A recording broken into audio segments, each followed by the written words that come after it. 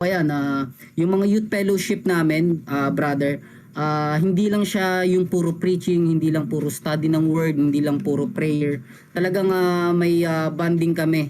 Like basketball, jogging, like recently lang nagkaroon kami ng ito nga, kakagaling ko lang sa youth fellowship, nagkaroon kami ng movie night, no? Hmm. So nood kami ng mga inspirational movie kanina. So, ayun, kailangan mo mag-prepare ng mga activities na talagang makakatch mo yung attention nila. So, yun po ang challenge sa mga youth natin ngayon. But ayun nga po, patuloy ko nga sinasabi na talagang mabuti ang Diyos. Ang grace talaga ng Diyos ang kakapitan natin kapag ikaw ay nagmi-ministeryo.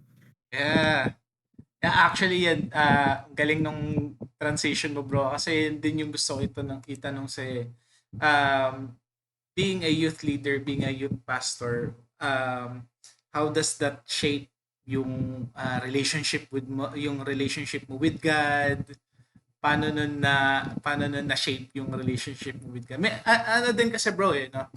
Um, that's something din na interesting no? Kasi syempre kapag nagmi-minister tayo, um, yeah, praise God na nakikita natin, masaya tayo pag nakikita natin na nababago yung buhay ng ibang tao. Pero